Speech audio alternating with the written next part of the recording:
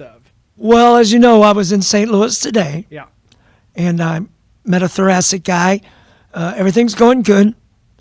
And I'm supposedly free and clear, but I got a couple of lymph nodes that are a little bit, they're watching. They're not enlarged yet, but they're not what they call outside margins or outside parameters. In other words, they're still within normal parameters. Mm-hmm. But when I get a CAT scan or a PET scan, they light up a little bit. And that could be many things. Mm-hmm. But they can't rule out that it's not something that's metastasized. Mm-hmm. And therefore, I have to be watched like a hawk, which they're doing anyway. Uh-huh. And I've been on immunotherapy. That continues with many pauses because although it's quite tolerable compared to chemo, Mm-hmm. which I'm actually available for, I could still get chemo if I needed it. Mm-hmm. Radiation, no. Immunotherapy is a series of 20 infusions. They often suspend it when I have a side effect. Mm-hmm. And lately is a grade 2 rash. And I've been on cortisone, that is prednisone, for 5 freaking weeks. How many grades of rash are there, Robbie? Dr. Well, that Robbie I can't Stokes. tell you. I'm gonna guess and say 4. But it's way under control. I wish they'd free me from the cortisone, but they can't just stop it. Yeah. I have to wean down from 60 to 40 to 50 to 30 to 20 and then 0, I guess. So I've been wound up on that stuff because let me tell you something. Robbie Stokes don't get up at 6:30 in the morning and start working in his garage unless he's fried on prednisone. And, it's not good. Been snarky with my girl and everything. But don't worry. You would have never been snarky before, right, Robbie? Not that kind of snarky. I'm sure it's not pleasant, man. Quick to anger. Quick to anger. It's the it's the tough part of the medicine that you've had to learn, man. I mean, Yeah. it's do you ever think you'd learn this much about medicine in your life? Are you pretty well? Well, I already knew quite a bit because I've been through a couple of things. I had a knee replacement once. That was interesting, and it works fabulous. Still to this day, 11 years. Nice. Yeah. That's Barnes Jewish, West County. I'm terrified of having to have a knee replacement. I've got terrible knees at the age that I'm at now, and I know by like 45, it's just gonna be like crunch, crunch. It's time for robotics. Well, it's a beautiful thing, man. Modern You wake medicine. up and you go, oh my gosh. I started crying because the pain relief was so intense. Yeah. And there were 6 women there in that room, physical therapy, the next morning with me. One of them, my old lady, and every last one of us was crying. When I started crying from relief, Uh-huh. many tears were shed. The girls were emotional. It was good. Was that just from years of hauling gear? I was damaged in a ski accident. Oh, just California. just like the BMWs. Hey, there's the fancy side to Robbie Stokes, the skiing and the the fancy cars. No. Devil's Kitchen Band used to play at ski resorts. Uh-huh. And like in Switzerland, where I played with Chicago Mike Beck, way later, 2009, free skiing was part of the deal. Mm-hmm. As was the fabulous cuisine, and the pay was good. The hours were good. They Right. treated us like kings. What the hell's the matter with the United States? That's what I say. Treat us like they do. Yeah, where's my royal rock star treatment over here? They love the music, man, but I get treated here pretty well, so I'm just Is the yakking. spot to jump off to because I think this podcast is going to treat us well.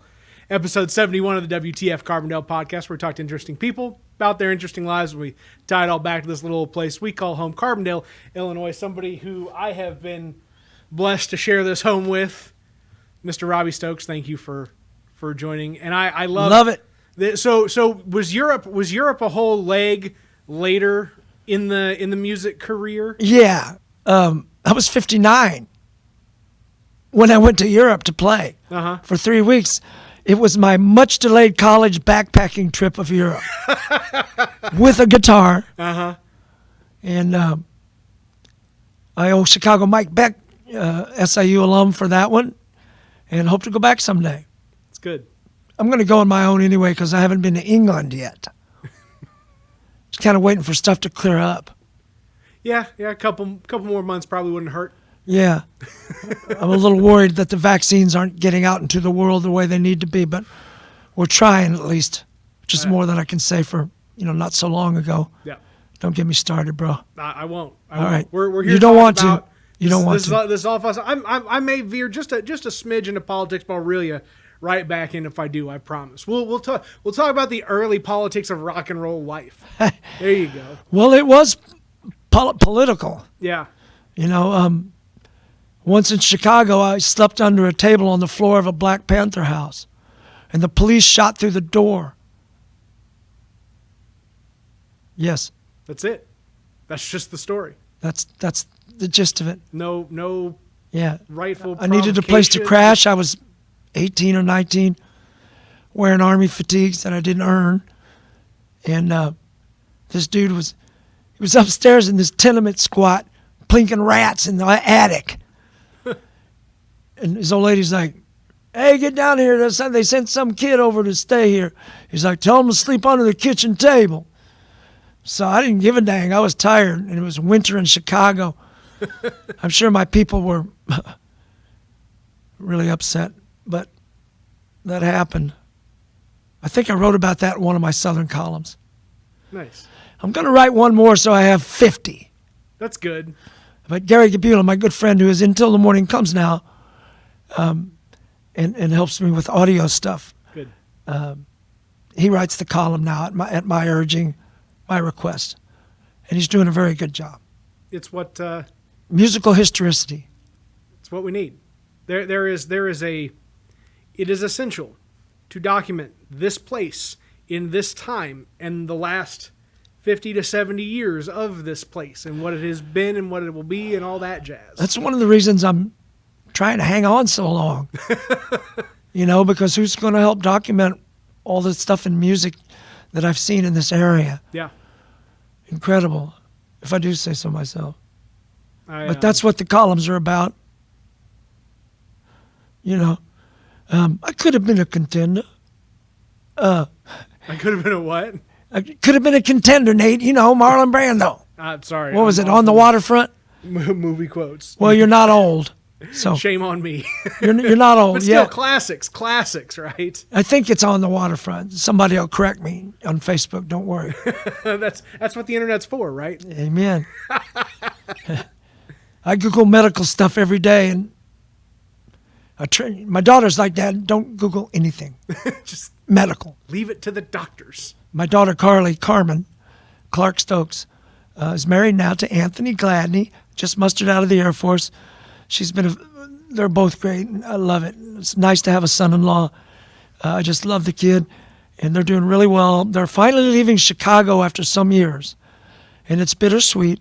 She's down here right now, and as I mentioned to you, I'm texting with her. Yeah. And they are at Hunan, so, which I find funny after the story you told, but we won't go there. Just situationalism. I'll tell that. I used to drive for Nuka-Hala, different Chinese food.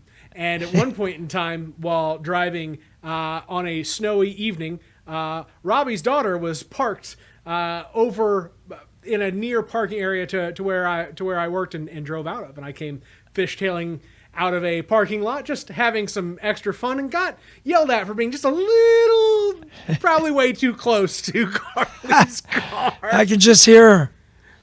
What are you doing? She inherited her mom. Yeah, her mom will let you know if you're nonplussing her. If you're getting up her snoot, she'll let you know about it right quick. You don't necessarily have a bad daughter-in-law either. How about it? Katie, don't you? Do what? You know Katie, don't you? Well, I just growing up in the mix of all the kids, right? I was in that year right between Robbie and Carly. How old are you, Nathan? Years, so I would have graduated high school in 2007, and Robbie would have been 2006, right? 7, wasn't it? They got married right after he graduated. They graduated in 2007. 7/7/07 was their marriage day. Nice. So I think he graduated in '07. He's 33. So how old are you? 34? I'm 31. 31. But going on 30, like I'm a close 32 right now. So Okay. Well, yeah. we're in so the ballpark. you're right in there. The So where are we going with this now? no, I stopped by. He was giving away a countertop and some other, like, some hanging lights from the house they just got. It was just a beautiful homestead, man. It was a real scenic kind of place to. Are you talking about Robbie's and Katie's new home? Do what? Are you talking about their new home? Yeah. In McCanda? Yes. Okay. Sorry, I mean. Well, I wasn't sure if you meant the one they had on Teakwood up until very recently. No. Over in Energy.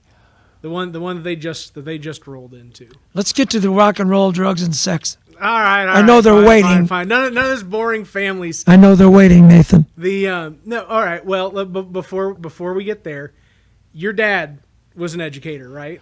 No, No? not exactly. Okay, not My exactly. father was SIU staff. All He was university photographer for a very long time, and especially during the heyday of SIU's growth during the Morris years. He did a lot of aerial photography, and I have the photos to prove it. He took me on those jaunts, and my grandfather being a flyer of biplanes, I've inherited a strong aviation interest. I probably know more about flying than anybody you know that actually doesn't have a license. Because I've got 33 hours, but I just got hung up with family and working, and I never finished.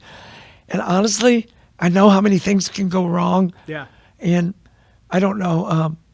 I think I'd be a good measured pilot, but I might still do it. You always get the kind of the in between. Get your drone pilot's license. That's still a pilot's license. Yeah, I could get a light aircraft license. Listen, if you, I mean, man, the charter. There's a license level below private pilot. Is there? For very small, lightweight aircraft, but they're still actually airplanes. Yeah. Yeah. Now, a good friend of mine flies one of those like motor gliders. Ain't that going Aaron? there. I need more air. I need fuselage around my ass. No open air ordeal. It's just like all of us used to say at the airport. Who would want to jump out of a perfectly good airplane? And then they go skydiving. What is the glider guy Aaron, or is it somebody different? I just happened to have friended somebody on Facebook the other day. That's the glider guy that's been flying around town. Aaron who? Huh? Did you say Aaron? Like Aaron, I think. What Aaron? Who Aaron? No, I'm saying like no. This guy that flies this glider around. Not that guy. It's John Cotter. John Cotter. Okay. Former administrator at SIU Aviation. Fair. And mechanic. He's an A&P guy. And he owns a Grumman Yankee, and he let me fly it back from Cape once. Under his tutelage, of course. Which simply meant that we set it towards Carbondale, and every now and then I'd tap the rudder or look at the yoke, because that aircraft is trimmed to perfection. That was a fun day. Thank you for that, Cotter. What are those? How long have those fly-ins been going on for at the airport that they do? That have well, just we all don't do sorts as of many as small we used to. industry- I used to do sound there for air shows, Uh-huh. which, back to my father, he was a tail gunner in a B-17. I also wrote about that in the Southern, and he's been written up in the 8th Air Force newsletter. He got in the war late due to his age, young, but did several milk runs toward the end. I don't think they ever saw combat. I used to fantasize that he did. But I was actually corrected by an 8th Air Force historian, a retired journalist up north. She really did hard work and got to the bottom of all of that and helped us better understand what my dad went through. But one day I was doing sound at Carbondale Airport for an air show, and they had probably the Confederate Air Force B-17 restored there, parked on the tarmac. And my father was up under the wing root looking up at that thing, and I saw him tear up. And I walked over from the mixer. I was just playing music during a break. Yeah. And I walked over, hey, Dad. He mutters, I lost a lot of friends in these God things. About the only time I ever saw him cry. Pretty tough. Real stuff, man. But he was a university photographer. So many of the black and white aerial shots of the 60s and 70s where my dad taking off from Carbondale Airport with a university pilot in a Piper Cub with the doors off and me belted with a lap belt in the back in my cowboy outfit. 30-degree bank angle circling over the horticulture pond or the arena. Move on, my friend. No, man, I'm relishing in it. It's cool stories, man. Like, yeah, I'm SIU maroon through and through, buddy.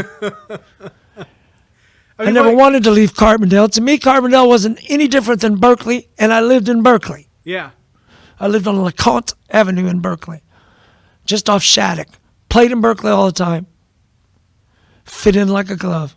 How much time did you spend out in California? Most of 8 years. 18 to 26. Came home just before I turned 27 and stayed this time. Wisely. I appreciate you making the correct decision. Some might say it wasn't, but Yeah. They may be wrong. I don't. They may be right. They may be crazy. Oh man. The Here, I won't show the label. No, yeah, right. Busted again. The We become naked. your fruit juice better start paying me, man. That's all I'm saying. Drinking my Blue Machine. Ugh. Really tastes a little medicinal, to be honest. Like, I don't know. Man, medicinal. Well, it's got blueberries. I don't know. Or blueberries. What's the drugs part of the rock and roll, man? What was that? I mean, you want to talk? I mean, you said drug, sex, rock and roll, right? I was kidding. All right, fair enough. I'm So not what was the talking music about like? sex. Thank you. Do what? I said no drugs or sex, please. That's right. Hey, But rock and roll, yes. rock and roll, yes, very good. So you go out to California. I mean, had music always been the thing too? Airplanes and guitars and Yes. When I was 12, going on 13, the hootenanny craze started before the Beatles. And my parents were good enough to get me a nylon string guitar and then a steel string guitar. And I was already playing when the Beatles hit in 64. In fact, I believe I was in a band prior to the Beatles hitting in 64, hitting these shores. The Counts, it's a little fuzzy, and one of the singers has been dead for ages, John Neerman, good soul singer. He was killed in a car accident. Gary King on drums. Mark Clover was in that band, I think. That was the Satellites. And then that became the Counts, and then the Counts begat the Viscounts. And that led to Devil's Kitchen. And then things got interesting. The year I turned 18 and Carbondale went berserk, 67 and 68. Good berserk in many ways. and it just did the energy just draw you out to California because you had people were drifting out there like crazy from here. Yeah. You know, we knew teachers from there who would come here on on assignments. Carbondale, SIU was just roiling with talent, man. Bucky Fuller. I used to mow Bucky's lawn. I didn't know you were gonna. Here's the deal, Robbie. I love this because I've done 4 other interviews for Buckminster Fuller and the Dome Home. Sure. Since from '65, I had a couple other podcasts in the mix, but since '65, I had 4. And to hear you become the 5th in the Bucky story sequence here on the podcast, I love it. The family home is a block and a half south of the Dome. Yeah. It's still in the family. Good. Even though my parents, regrettably, have left us in 2015 and 2016. Bucky, I told the story in the Southern. I know I'm going to say that a lot. Yeah, that's fine. Because I want people to archive those stories if they want, but I am putting them into the book with my former editor at the Southern's Assistants. Good. That would be Allie Quick, who I just saw Good. at the Sunset Concert, as it were, at Hangar, which is going great guns with Jenny and the Howdy Boys right now. Obviously, I'm not mixing the show myself. Thank you for taking a moment to break away and do the podcast with me. I promise we'll get you back to that beer soon enough. Yeah. Well, I'm probably not going to have any more of that. Fair enough. It takes me 3 days to drink a beer. It tends to go flat. In any case, I was in Bucky's home one day after mowing. He paid me 50 cents. It ain't a big lawn. And I was 10 or 11, Right. whatever. 12 maybe. And his wife made lemonade. And Bucky, I could still see his eyes swimming behind those glasses, like magnified his eyes, and he comes out and he's got this little, it looked like what I would, within 5 or 6 years, know to be something like a hash pipe. Uh-huh. But what it was, quote unquote, this is an ancient Israeli oil lamp. It's 2,500 years old. And it was a little palm-held candle-like lamp thing. Mm-hmm. And Bucky was showing me this Artifact. priceless artifact Yeah. that he got in one of his travels. So What energy, man. I got a ride in the Dymaxion car when that guy was here from the museum in Nashville. Phew. Yeah. I couldn't tell you where, but yes. Well, the society, Bill and all those guys, they know all about that. How was that ride? It's like the Oscar Wienermobile. A lot of space. Yeah, I got to go with Robbie, though, with my son. Good. And that was very good. They've given me 3 grandchildren now. They've given us 3 grandkids.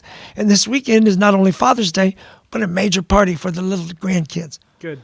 So I'm excited. The little one, he ran up to me, and I can't even remember what he started. Yeah, I think he started talking about, I'm the big brother, and this is my sister, and just like, da-da-da-da-da-da, like he was on it, like he was there to tell you his story. Well, there's a third child, Yes. another sister now, nearly a year old, Madeline, Madsy. She's so cute. Thank the Lord I lived this long.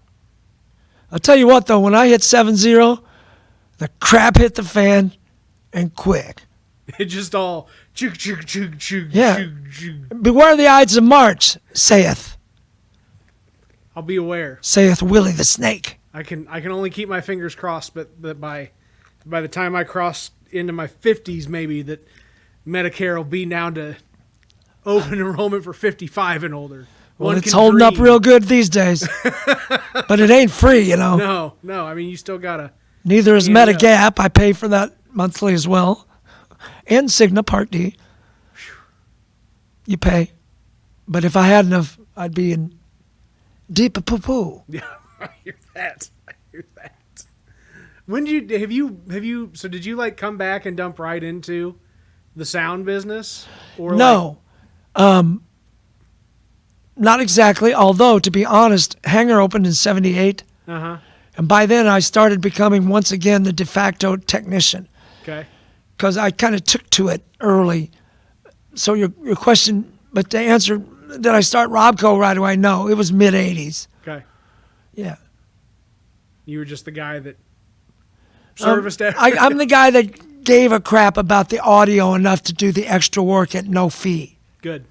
And but that eventually the no fee part went out the window, let me tell you. However, our band, the Venturis, we are trying a new version of things because I didn't want to have to mount a full Robco production every time the Venturis played. Right. So we've started all bringing our own equipment, and it's kind of been a hodgepodge. It's been a work in progress. I think I got it under control, and I'm looking forward to the next gig at Hangar, which, of course, is my PA, and I do house sound there. So we don't have to bring a PA there. Makes it a little bit easier moving. It's working right now, and it's doing good. It sounded good when I was getting Dairy Queen. I have a fully refurbished Yamaha digital mixer there, 16-year-old. Not a part in it hasn't been replaced except a screen, I believe. And my associate at SIU now, Gary Griffith, rebuilt it for me meticulously. Have you always been a technical guy too? Like just always been good with your hands? Has that just been a natural, like it's there? Yes, often I was too good with my hands, but that's a different thing. I think that musicians that are facile, tactile on guitar, Can also musicians, play a piano. yeah, musicians make the best sound technicians. Not every sound technician is a musician. Yeah, that's fair. But the ones that understand musicians because they are musicians Yeah. tend to be more simpatico. That is my theory, and I'm sticking to it. Cool. This guy, Brian, messaged me once with a very odd question publicly, Facebook. Said, is it true that most sound technicians are failed musicians? I was like, oh, back up, Hoss. Back up, cowboy. I just didn't want to be in bands and driving across the country smelling dirty socks all the time. Yeah. And figured out that I could stay home, play music now and then, have a family, and make real money running an audio company. And I succeeded I created a monster, in fact. What is the biggest show you think you've ever done? Oh, I don't know. You know, I like to cite Jason Isbell because he's come so far. Yeah. I've done many of those, but I worked Heron Fest for 16 years, so take your pick. Yeah. You know. Now, often those were after they had grown into a large rental PA with a flown line array and major staging, but I was still the kind of, they called me tech director, but they just kept me around to keep things smooth. Yeah. You know, because I know the lingo, baby. You can carry a tune. Yeah, one time I was setting up Danny Serafini's drums for miking his drum kit. Danny Serafini is Chicago's original drummer, the band. And we were goofing around. It was a nice afternoon, hot. He had a percussionist to his left who was playing his bongos and getting set up. I look up from the set as I'm miking under a cymbal or something, and I go, so you're the guy responsible for me having to play Color My World at 1,000,000 proms. And he laughed, and the freaking percussionist lost it. He was laughing so hard. He couldn't believe I said that. Of course, Danny Serafini wasn't in Chicago then. And I asked him if he knew a friend of mine from California that had joined Chicago, Bill Champlin. Mm-hmm. And he said, well, I used to. And I was like, Uh-oh. I'm done talking about Chicago with their old drummer. Uh-huh. Yeah. You know, he owned a club in Chicago that was open for years back in the 60s and 70s. I don't know when it closed. And what was it called? Beginnings. Maybe Schaumburg? Looking for new beginnings. The name of the Chicago song, Beginnings, I'm sure. Oh, I don't know. I'm But sorry. Danny Serafini. I'm no catalog music knowledge. I apologize. Dude, I'm a walking Robbie. jukebox and a walking tome of rock and roll musical lore. Okay. And my memory's still Let's good. take a couple steps ahead. I don't know where my keys are right now, but I can remember all that stuff. No, I'm just Promise kidding. we put them back on that pedestal somewhere, some way. I'm kidding. The I do know where my keys are. it's right there. You just gave me one of them. I did make sure to lock it. Thank It'll you, still sir. be there when you go back out. Yep. So what in terms of rock and roll lore, legacy, legendary, whatever, what have you been near? What have you been close to? Well, Gary Gabula just wrote in one of his columns, which was about me. You may have seen that 2 weeks ago. Mm-hmm. Did you see the picture in my blue Robco audio shirt? I believe so, yes. Gary took that with a very good digital camera. I got the nicest message from Dr. Christian Moe about that article and called Chris to thank him for leaving the nice message. He is friends with the flutist Carl Lutz. Mm-hmm. Carl is mid-90s. He's a force of nature. And I did a project with him during the pandemic. It was one of the very few jobs I did during the pandemic, was helping Dr. Carl Lutz with some early flute recordings. Shaddy Frick and I did that. Mm-hmm. Shaddy at his low-key studios, where I'm making a record right now. Episode 10 of the WTF Carbondale podcast. That's I always got the callbacks in there. Whenever the paths cross, I got to call it out. Right on. Yeah, Dr. Moe, you know who I mean. Chris used to do the stage company plays. And I used to help him make the soundtracks for his plays, which were held downstairs. Yep. That's probably 8 or 10 years ago. Gary Gabula is of the impression, and I can't disagree, because of the sheer cultural and historical and legacy and ongoing live music now impact that the Grateful Dead people have had. Uh-huh. And I did fall into that thing. It's quite a story. I would say go to the Southern article from 2 weeks ago if you want to know a little bit about it. And I've written about it in one of my columns. Is that the fourth time I've said something about that? It's okay. We'll keep marking them up. That column is called "Running with the Grateful Dead," Nathan, and can be archived. So you spent time a year and a half in the studio with Mickey Hart, Phil Lesh, and other members of the Grateful Dead. So, did you do it on purpose, or did you just kind of have our road manager, Ron Litz, became road manager for Dave Mason of Traffic, Steve Winwood's band. Dave Mason was on a solo career.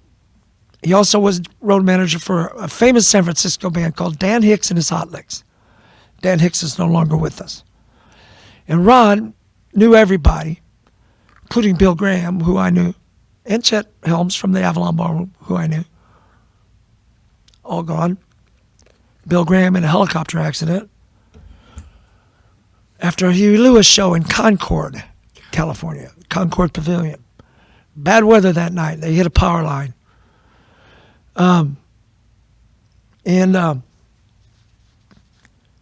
said, hey, Mickey Hart's making a solo record for Warner Brothers during his hiatus from the Grateful Dead, which is a whole story in itself. And look it up. All you got to do is turn on Netflix right now and watch all 7 episodes of The Long Strange Trip. What a Long Strange Trip. Or just Long Strange Trip, whatever the title is. But Netflix, it's all there. Netflix currently has a Grateful Dead series. It's fabulous. And I took my old black Volvo 544 and drove up to northern Marin County, Novato. Got out at Mickey's Ranch. He walks out of the studio.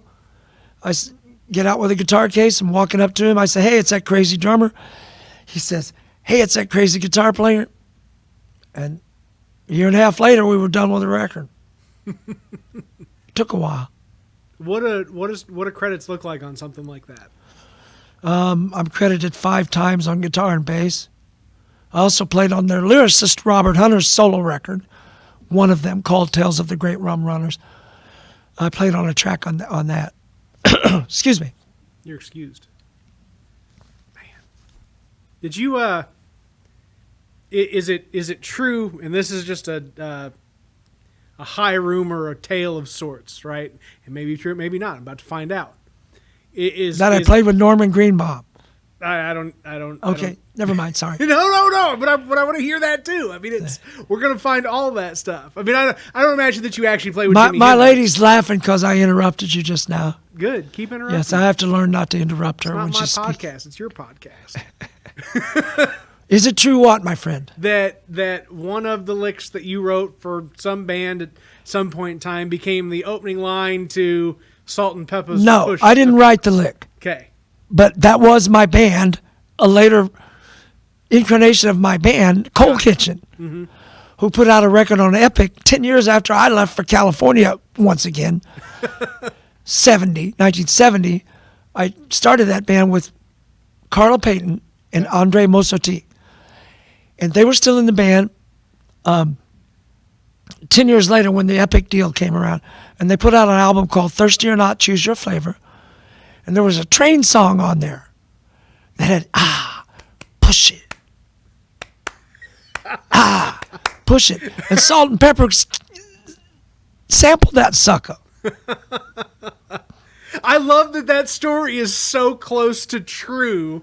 Well, it is true. I didn't say I write it. Yeah, no. I mean, just again, just you hear the tall tales, right? Just being around stuff. My bandmates wrote it. Heard this from you, right? It's just I don't even remember. I don't remember ever working on that song as early as 1970. I was only actually in Cold Kitchen a very short while. I got it off the ground, but all through the 70s and into the 80s, I sat in with them when they played Carbondale. I made a point of it. How many bands do you think you've gotten up off the ground in all the years? Dozens. They figure 2 dozen. That seems low.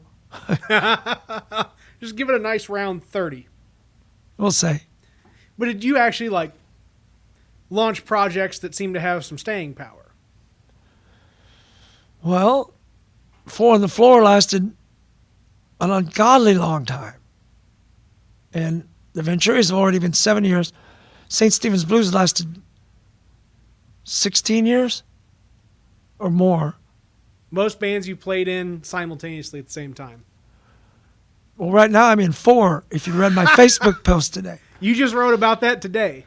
Yeah, I'm not. Yesterday or today? But I'm not in the Ivis John band. You know, but I'm a ringer. I'm a stringer for Ivis when he needs help. Yeah. And of course, we hadn't played together since April 2020 when we did a virtual gig from Big Muddy. Yeah. But I did play Hangar with him very recently. Thank you very much, Ivis. He was one of my early guinea pigs for figuring out if people like listening to two people talk to one another about something. Well, don't people mostly archive these podcasts and listen later? Yeah, it's a mix of. So I'll set these for premiere on Facebook and YouTube because it lets me schedule it as if it's coming out live, right? Yeah. So it'll show, hey, this is coming on board now, and you can watch it in time at this moment. I hardly ever watch the Saturday ones real time. Yeah, no, I mean it's some of it. I don't have a really good strategy for release right now. Like I haven't bothered to poke around and figure out what times a day do I need to be releasing so people get maximum, opportunity to view right off the bat. But then I'll take them and I'm finally in the mix of ripping them off YouTube once I've got them uploaded and they've ran through their premiere. And then from there, take that audio and run that out as the audio only track for the podcast. That then distributes to Google and Apple and Spotify. And I'll pick up a handful of listens there. So I'm happy with the spread right now. And really, it's about banking this content for kind of the first 100 That's or cool. so. Well, it's a good thing. I was like, oh, man, I'm tired. But let's do it. Everybody at Hangar's like, get your butt over there and do that and come back. Good. So, all good. Thank you, everybody at Hangar that pushed him out tonight. Yeah. Well, as I said, obviously I'm not mixing the show, but it's going very well. We have a good crowd, and next Thursday is the Venturis, our band. Are you guys the last in the? No, is Ivis John the last? Ivis was first. Ivis was first. Okay. And then what was Hugh? Yeah. Okay. Yeah. Then Jenny. Then Venturis. Good. Probably. Give or take. I mean, I could sound them off in order. Yeah. Do that. The Satellites, the Counts, the Viscounts, Devil's Kitchen, Coal Kitchen. 5. I'm just gonna count every 5. Sorry. Honorary member of so many bands that I don't know if they count or not, but Big Twist and the Mellow Fellows, Skid City Blues Band, Ricochet, don't want to forget them, Rolls Hardly, let's see, moving into the 80s, Vision, big group, we did really well. Four on the Floor. That, actually, we had a lot of local hits. Thanks to Tony Wakus and old school WCIL FM radio. What was it getting airplay back in the day? I mean, was it just regular old By golly, you went and played a gig at Merlin's and your buddy made a 4-track quarter-inch tape recording and you made a cassette of it and you took it to the radio station, both versions, and said, would you play one of these? And if they liked it, they could play it. And then the record companies would be calling them up going, who's this Four on the Floor on your top 10? I'm not kidding. So did they have to report their rankings of requests and stuff like that? Every week they put out a survey paper. And our recordings, at least 3 times, we covered Rave On by Buddy Holly. We covered Marie Marie by the Blasters. That was with Gary Gabula. And we covered I Saw Her Standing There by the Beatles. And our version shot through the roof in Southern Illinois radio at CIL. Nice. It did really well. You couldn't buy it.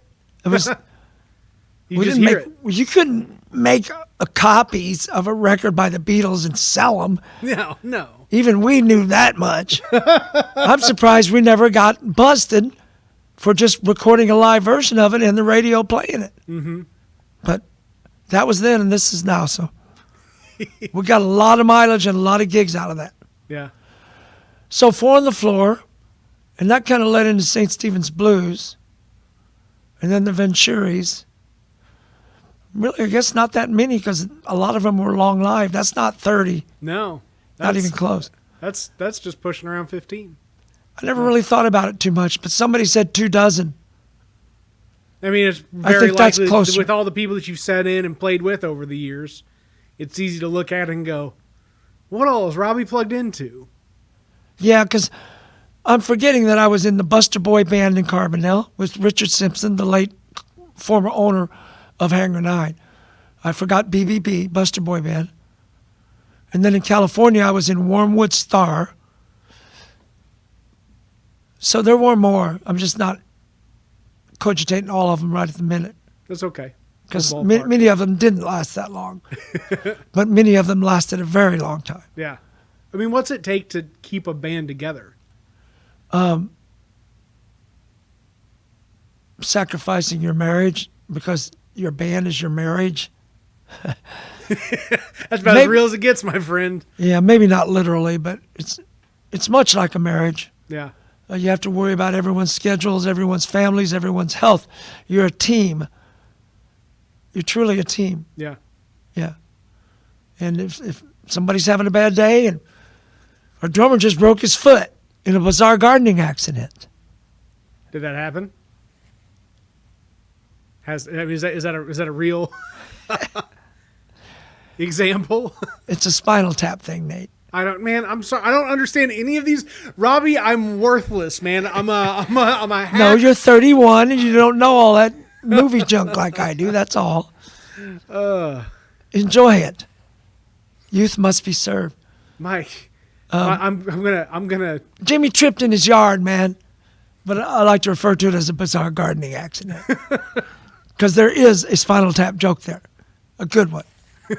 Even if I don't know it. Shame on me. It's okay. I'll loan you my DVD, my Blu-ray of Spinal Tap. I do have multiple things that will play a disc. It's handy. It's not all just streaming and Netflix. There's still physical things. I like to play a VHS tape now and then. Watch it warble and wobble. Just know that I'm still alive. Dude, I got a ton of old movies, old Universal horror films on VHS. I'm not getting rid of that. The artwork alone on the jackets is amazing.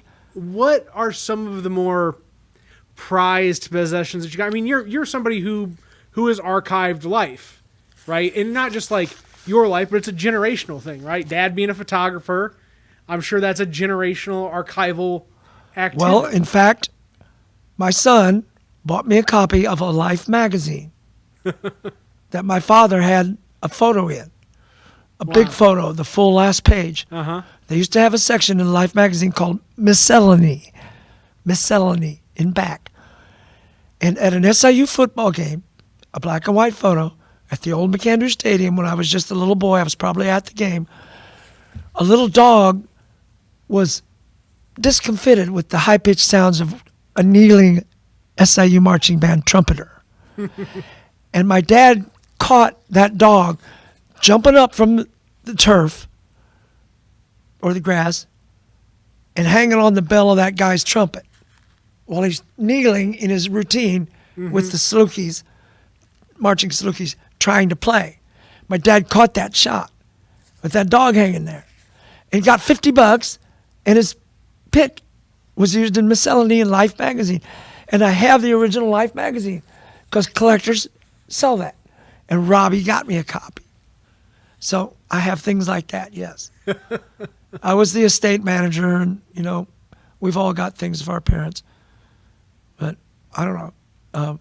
Recently, a friend sent me the Grateful Dead record with Mickey Hart that I played on. Uh-huh. He saw an extra copy in good condition at a record store in San Diego and was good enough to mail it to me. And my son, he had it all the parts, all the credits and covers and back and everything framed so I can hang them in my office. This is cool to have, the transition from physical media to digital media. It's left something to be desired in the mix. The pat response to that would be that many technicians think that original recording techniques were warmer and more human sounding. You could saturate tape with distortion and it sounded natural. John Bonham's drums, However, the facility of digital recording, the unlimited number of tracks, it's almost too much. Yeah. I know that some of my work recently on 2 Tim Crosby records, we cobbled together some of my solos from 30 different tracks. And you can do that almost seamlessly. So it does take a little bit of the stress out of recording, overdubbing lead guitar parts, for instance, when you're tired. Because you get through a whole take and it's killer, and you boff one little spot. Oh, let's start all over. Man, that gets old quick. No, let's punch in. Now, it used to be a punch in, was a different thing than it is now digitally. But the theory is somewhat the same in terms of what you're trying to accomplish, which is to fix a part that otherwise don't need fixing. One little spot. Just a blip. One little blemish. That little passage. And if you do that, you save people time and money. Simple as that. And so, but you don't want to let that make you lazy. You know what I'm saying? Yeah. Yeah. I had the good fortune, in addition to the 2 Tim Crosby records at Misunder Studio, Mike Lascelles' business over in Murfreesboro, that I finished up with recently. He's a great singer-songwriter. I played just prior to that on Jason Ringenberg's record, Stand Tall. I'm very proud of that as well. And that was thanks to Gary Gabulo, in fact. So. It's just cool having all these just connections to Carbondale. I don't know. And it's an amazing place, still to this day. Yeah. To say that it was once a roiling cauldron of people in rock and roll and academic and intellectual striving, absolutely it was. It still is. Still is. It's much quieter. Doesn't have to be that way forever. No, we'll see what happens. You need a break every now and then. We're just taking a break. Maybe so. I think that it's going to come back. It never went away from me, though. I've been employed as chief audio technician at Hangar 9 all through everything. Has there always been enough work for everybody that's been in the business around here? Well, there used to be so much we couldn't do it all. I had to be reminded that, not me personally, but my company once did sound for Nirvana. Yeah. At a punk bar in downtown Carbondale. Okay. On a. Hold on. Are you about to tell the fabled Nirvana story that nobody has confirmation on right now? Are you about to fucking seal this deal, Robbie Stokes? Dude, the only confirmation I have is my technician, Mike Sharp, says, "You don't remember that?" And I'm like, "No. Who the hell were they?" They had a white van with Seattle plates and a lot of stinky socks in it. And I was like, so that's all I know. It's even to me, it's almost still a fable, but I think it happened. I mean, what do you want to hear, Robbie, man? that is not the type of confirmation I was ready for or needed. Okay, dude, I picked up Dave Mason at the train station when he played Gatsby's. Okay. I was the entertainment booker, like my young friend and crewman Blake Bledsoe does now at Hangar 9. I was the entertainment booker and sound technician at Gatsby's for 9 full years after it expanded from 84 to 93. Were any of those years that Kathy owned it? Who? Kathy. No. Parrish? No, maybe. I don't know. She's one of Steve's friends. She's Steve Mitchell? Steve Payne at Quattro's. She's out of Murfreesboro, but she had Tom's Place at some point. She had Jim Winfrey owned it. The Bud Slicks owned it. No, I'm sorry. Did you say Gatsby's or Muggsy's? I said Gatsby's. That's my fault. Muggsy's was. I heard. Muggsy's was the Gatsby's. Muggsy's was the late Matt Mayer. Okay. I worked there too. Although that sound gig was primarily Dan Schrantz's, who was at Pinch Penny for a very long time. I was his backup. I'm everybody's backup. I just did a gig for Chris Parton of sound with my longest running technician, Mike Wakefield, at the helm, and Vinny from Hanger. We covered Stacks and Racks for Hairbanger's Ball outdoors in Marion at 618 Tap Room. That was just 2 weeks ago tomorrow. Does that turn out to be a pretty big show? So I heard. I wasn't there. Oh. I was at Bruce Brothers' block party playing with the Venturis and giving the keynote speech at the American Cancer Society 2021 Relay for Life during the same event. It was a busy day. Good man. I lost 4 pounds and I can't gain it back. Actually, I'm clawing back slowly. I've lost 20 pounds if anybody's concerned. Don't be. Man. I'm fine. It's okay. Everything's okay. Everything's okay. Listen, man, you've been pretty resilient. So they say. You're like, Some might say. In the immortal words of Oasis, some might say. so you really, the best that you got on the Nirvana story is, well, my sound guy says we did it. God dang it, Robbie. Dude, okay. I hung out on the street with the Pretenders, with the Divinals, with REM, with REO. I got offered a job at Gatsby's with REO. Gary Talent from the E Street Band wandered into Gatsby's one night and befriended me. It's endless. That's just the place Carbondale is. It was because the arena did shows. So did Shryock. It was massive. There were 24,000 plus students here. So who would do the shows? Who would do the big shows at the? I mean, was that ever like local activity that was sold out? Well, SIU sold the tickets. Well, I mean, sorry, but like for sound. I mean, did you ever? No. Okay. No. They, the touring companies who were on those tours. It was Carbondale was simply part of the itinerary. Oh, so they just came through with their own equipment. Absolutely, Showco, Claire Brothers, etc. Solotech, the big boys. Gary Gabula, once again, my crewman and bandmate and writer for the Southern, worked for the Chicago office of Claire Brothers Audio, the biggest sound company in the known universe, for 2 years. Are they still the biggest sound company in the known universe? They certainly are. Very cool. Yeah. Very cool. So, I probably could have gone that route if I wanted, but, dude, I've frankly been pretty comfortable here. Yeah. And my parents were here. They were long-lived, 89 and 87. They needed my help. You know, my brothers still lived here. My sisters moved to Springfield and Chesterfield, Missouri. How many siblings you got total? Springfield, Illinois, and Chester. Yeah. Is it you and 3 others? So four of the Stokes siblings? 2 boys, 2 girls, and me. Paul and Keith and me. Susan and Teresa. You're the middle child? 5. I'm number 1. You're number 1. Oh, yeah. You're like, you betcha.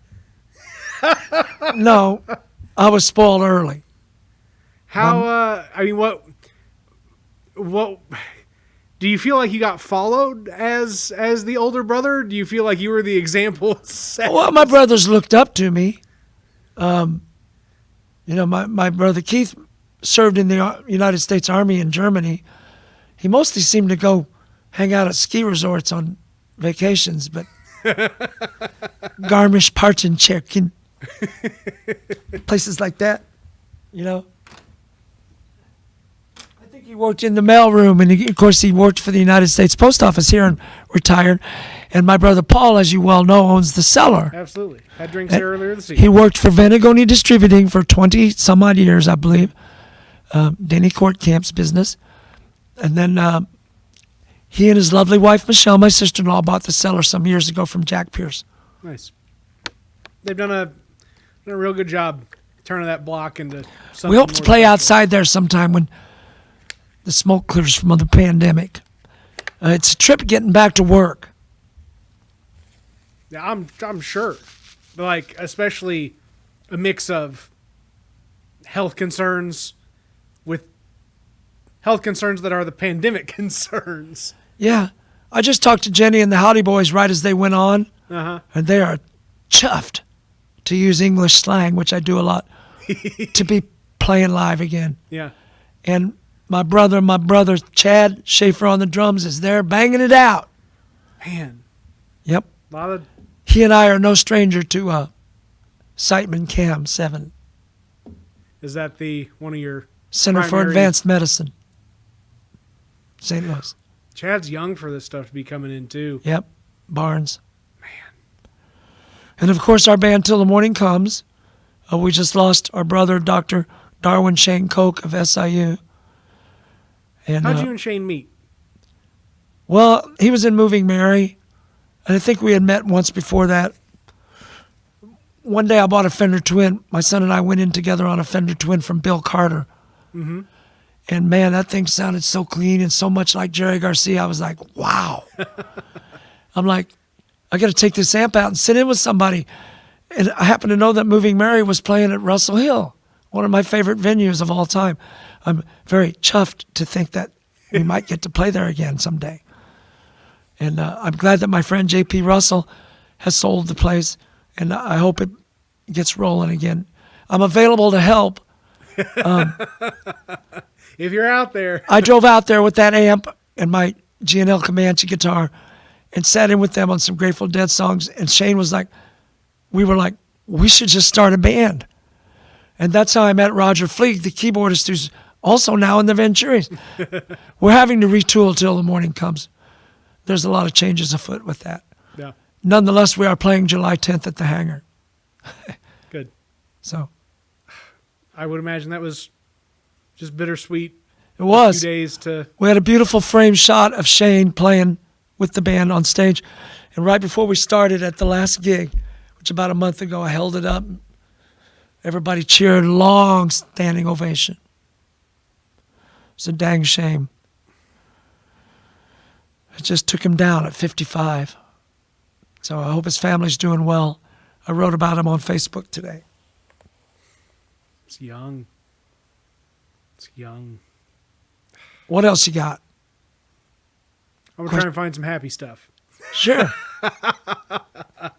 The thing with it, so I mean, I've been pretty clear about this for years now that we've kind of gotten to rub elbows. Right? I don't know a lick about music, and so I don't get like the thing with guitars and how guitars at different years and different materials and this, that, the other. Like you'll never recreate a 67 this or an 84 that or a steel body or a wood body or this, that, the other. The value of some of these instruments, the older vintage models that are rare, is unbelievable. I've traded instruments years past to Bill Carter, local guys, that have appreciated to a point where you could have, if I'd have kept it, I could retire on the money. Holy shit. Oh, yeah. And, hey, more power to them, man. I'm still out there working. They're tools to me on some level. Yeah. And yet, I appreciate what you're saying, I mean, but that's, at the end of the day, what you got to look at it as, because it's not, the business isn't in the transaction of the I just have to physical have an good. instrument that's set up perfectly. Yeah. And I either get Terry Mueller, Bill Carter's old partner from Golden Frets, or Dan Tejada at Mike's Music. I used to use Nate Silkwood to do the luthier work. Yeah. Yeah, I do some of it myself because you get pretty good at that. I set up Pate's guitars. But if it gets to a certain point, if I sight down the neck and go, boom, Mike's Music. Yeah. Not my chair, not my problem. Hand it off. Let it go. I also hated losing Mike Mills and Barrett Rockman and Joe C. all within a few weeks.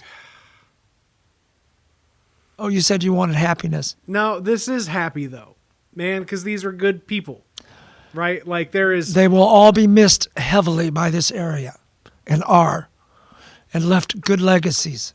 Very good. I mean, I just talking to. I probably chatted Joe up 5 or 7 times about, hey man, I'm trying to do this podcast thing, or I'd love to get you on at some point. I just never closed all the way on it to get him in here and to talk to him.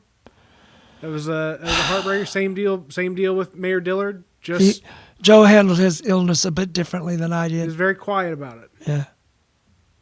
I don't think it's unreasonable to have I miss different Neil ways about Dillard it. too. Do what? Miss Mayor Dillard. Did you not just say Yeah, Neil I did, Dillard? I did. Yes, I miss Neil Dillard very much as well. Yeah. I enjoyed that man's company very much. He sat and watched the fireworks at SIU Arena with my family when Paula and I were still married and Robbie and Carly were small. We sat out in blanket and he asked if he could join us one night. He was there without his wife at that time. And we had the nicest time watching the fireworks. It was magical. Good man. And Tracy. What was he, 92?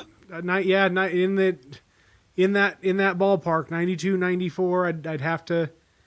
So 90th birthday would be, yeah, no, I think 92 is about right. Yeah. 92 is about right. But anyway, Tracy's really into music too. Have you crossed many paths with Tracy? not so much, but Okay. I know who you mean. I know her. I just how I kind of know everybody, Nathan. I mean, yeah, you know, 85% of the people in the physical Southern Illinois region, but there's 15% chunk there you don't quite catch all on. No, but I'm plenty anonymous when I want to be. just that little Cobden pocket of folks that are really musically active, plugged into stuff. Oh, yeah. It's a neat little scene. Well, I thrive on it, and without it, I wouldn't be worth a damn. Honestly. It's just fuel the fire. I kind of want to continue on at Hangar 9, but I think if Sally made me an offer for my sound system, I might consider taking it if it was good enough. I'll make sure she watches the podcast. Well, A little wink and a nudge. actually, I brought that up because it's already in play. There you go. Once again, and as of the last few days. We'll see. Good. Yeah.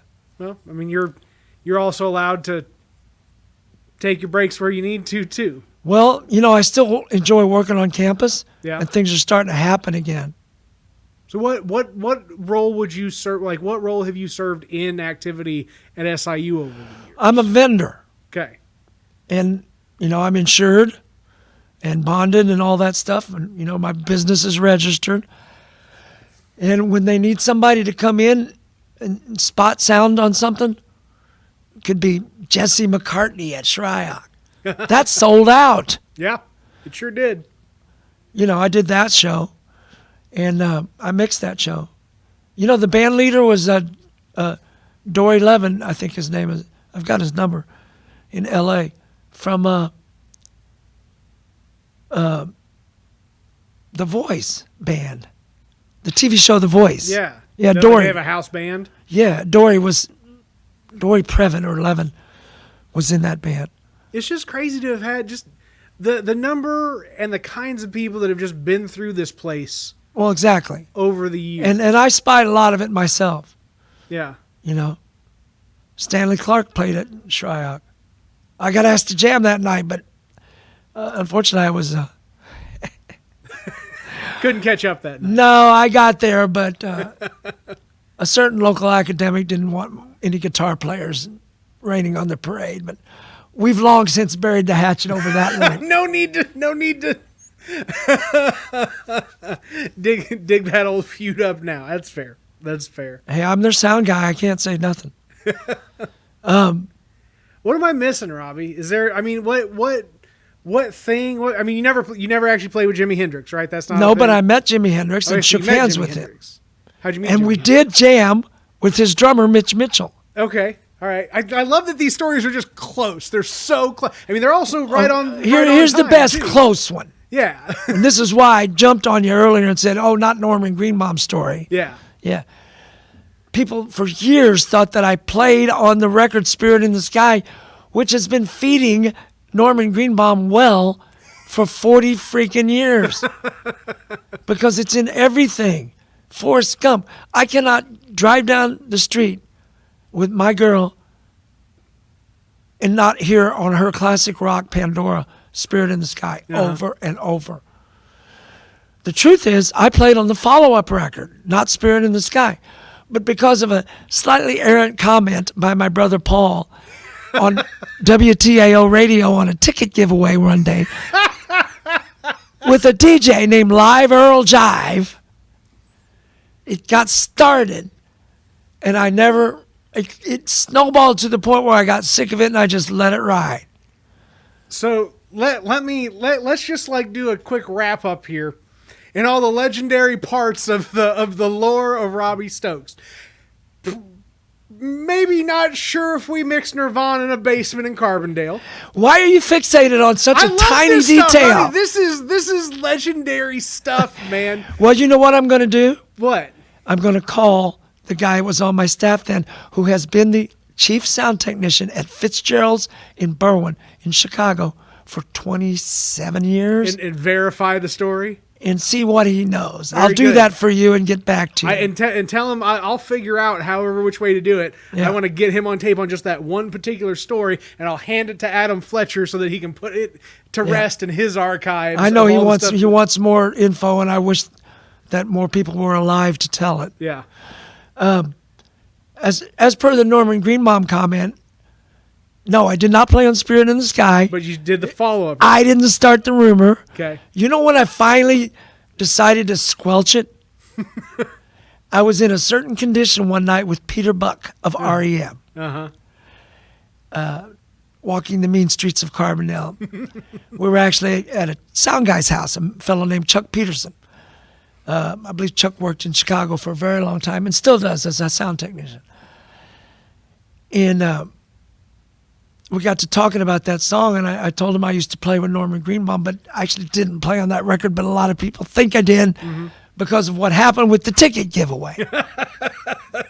Yeah. So there's that. It You wasn't, know, my grandpa got on WTF or something once, interviewed Emil Fritzi. My matriarchal grandfather was a musician. He put out records. I helped him. We traveled together. We went to Nashville together. I got in an elevator at the Nashville Motor Inn with Loretta and Doolittle Lynn once as the only other passengers. I remember that on the trip to Nashville with Grandpa. But Grandpa got on the radio once in an interview about his music and said, yeah, my grandson's out in San Francisco. He plays with all that Creedence Clearwater Revival and them Rolling Stones. Grandpa! Nine. the legend has always been just a little bit bigger than real life, but real life's been pretty big. He didn't understand that the Grateful Dead were as big as the Rolling Stones almost. Yeah. And I was working with them. He could have been more veracitous. But is that a word, Nate?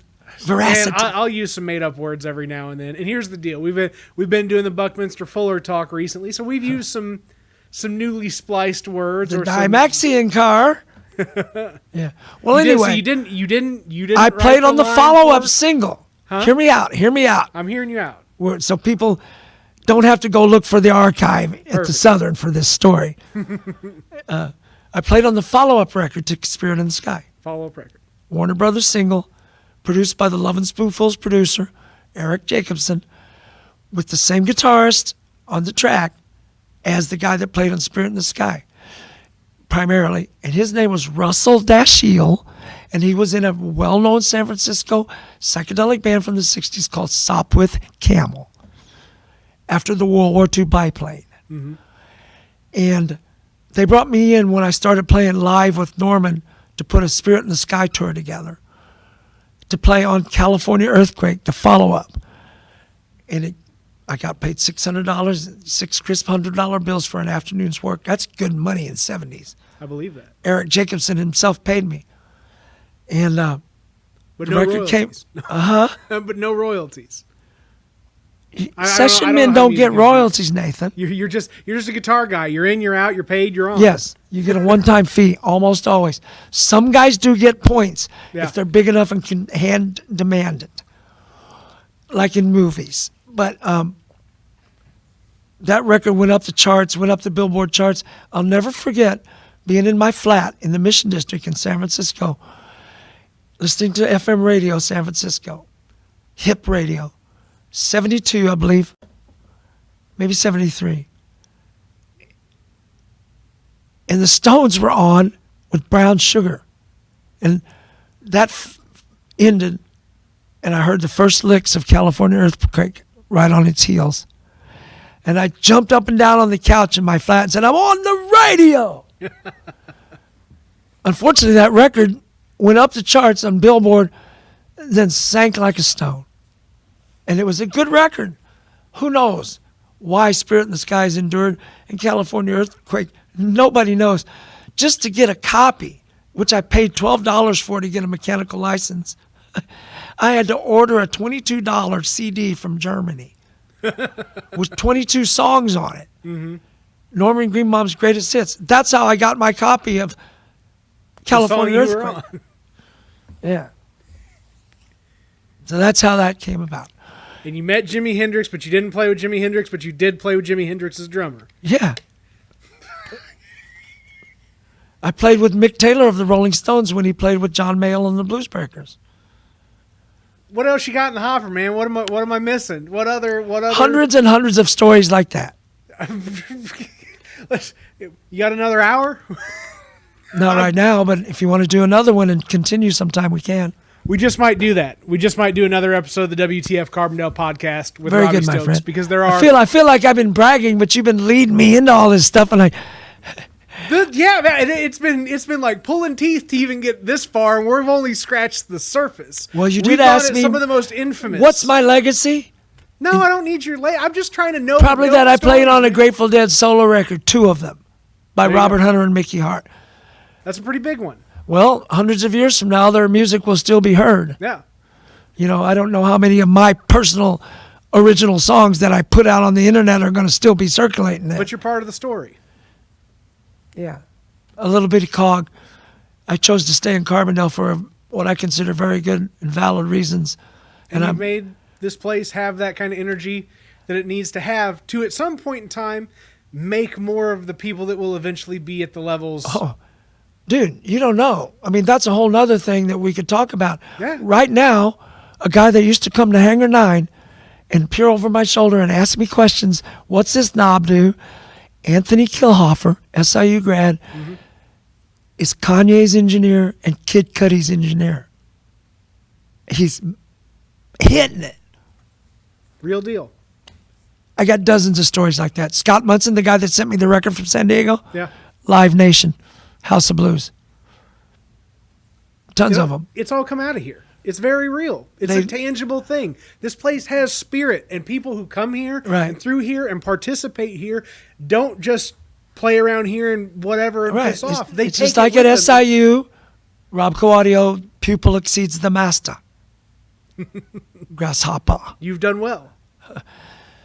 It's a work in progress, man. I still got a lot to say, and you know, God willing, I can make it another 10 or 20 years and stay active. We'll see. I've definitely been gobsmacked, but I'm doing okay. Take the time. All right, buddy. Thank you. Telling the stories. Good night, sir. WTF Carbondale Podcast, episode 71, legendary Robbie Stokes. We covered just a handful of the lore that exists, but we'll be back for more. Have a good one, folks. Whatever that one may be.